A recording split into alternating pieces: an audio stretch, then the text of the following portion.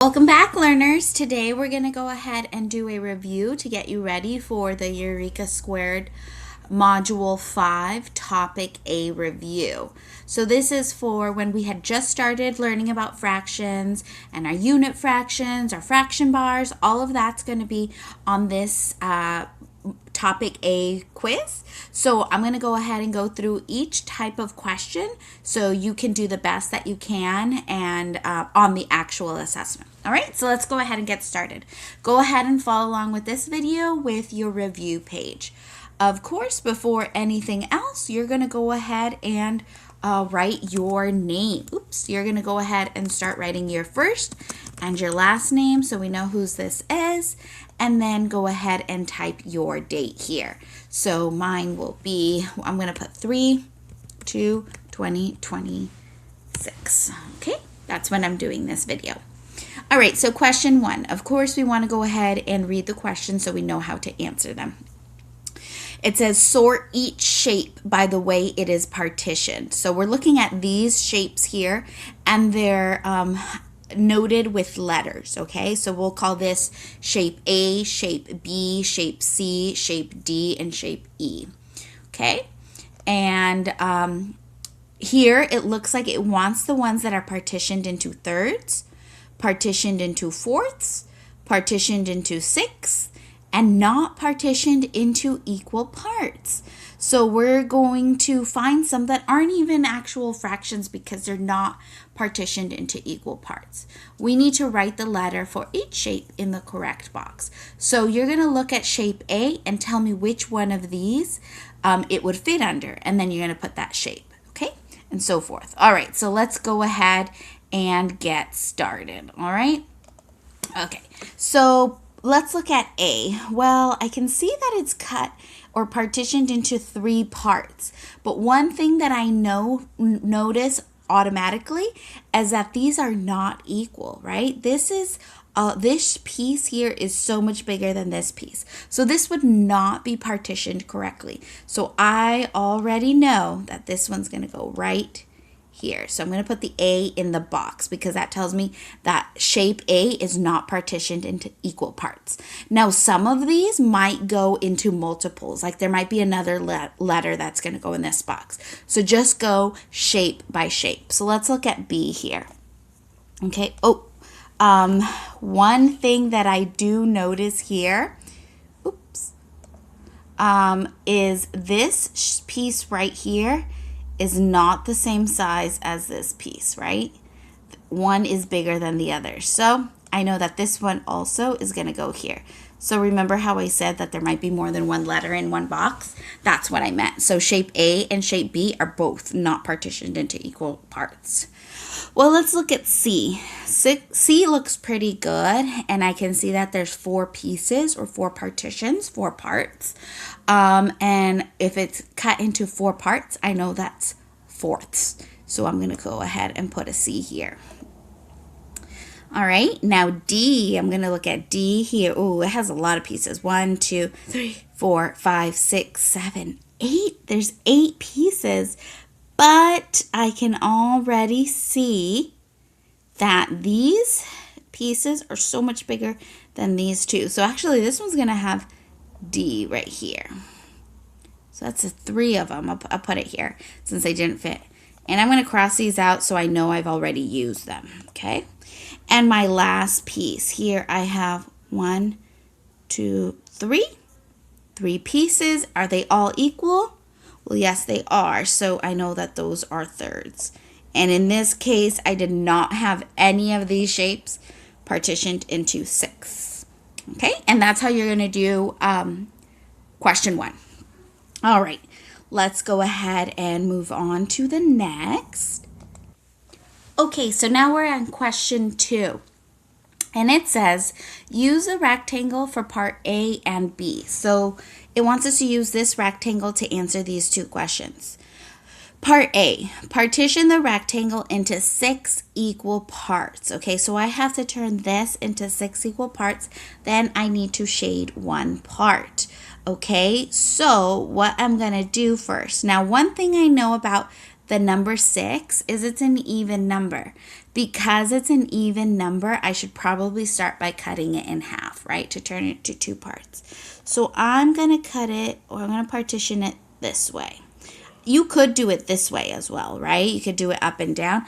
For this example, I'm just doing it here. Now, right now, I only have 2 pieces, but I need 6 pieces. But I do know that 2 times 3 is 6. So I need to break each of these 2 pieces into 3. Now, one thing with my thirds is I just have to kind of eyeball it and try my best to make them as even as possible. So I'm just going to do like this. That looks pretty good. Now, when it comes to your test and your assessment, just try your best. You're not going to need a ruler, but we just need you to try your best into making them as even as possible, okay? We just don't want one piece that's really big and another really small, okay? So just try your best. So I did the first part, but I have to do this. I need to shade one part.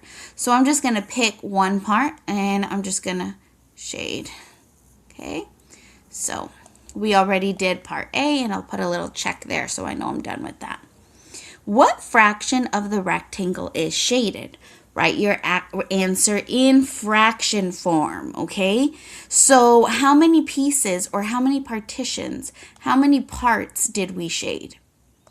Well, we shaded one part, okay? So I know that's my numerator. My numerator tells me the number of pieces that are shaded. So I'm going to put my 1 at the top, right? That's my numerator. And how many pieces in all? Now that includes the one that you shaded. So how many pieces do we have? Well, we know we have 6 pieces because that's what it told us. But if you count them, you'll also see that there are 6 pieces. There you go. And that would be part B. And that's done there. Okay. All right, question 3 now. It says each shape represents one whole, okay? Which shapes have 1/3 of the whole shaded? Circle the 2 correct answers. So you need to find the 2 correct answers that are shaded. Now, there might be some that are still that have 1 out of the 3 shaded. However, they're not partitioned correctly. So we need to figure that out, okay? So let's look at A right here. I do see that there are 3 pieces, but I can already see this piece is not even close to being like this piece. So this cannot be correct, right? Yes, there is 1 piece out of the 3 shaded, but they didn't partition it correctly. So this cannot be correct. All right, let's look at B. I have 3 pieces again, but the same thing. They did the same thing.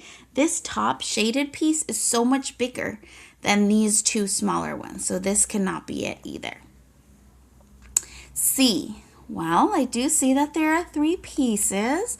That looks good so far. And they shaded 1. They're all equal. Yeah, I'll probably circle this one. This one's good. But it said that there are 2 correct answers, so I need to find the other one. This is my last one, which is probably going to be correct, but I'm going to double check it just to make sure. And sure enough, there are 3 pieces.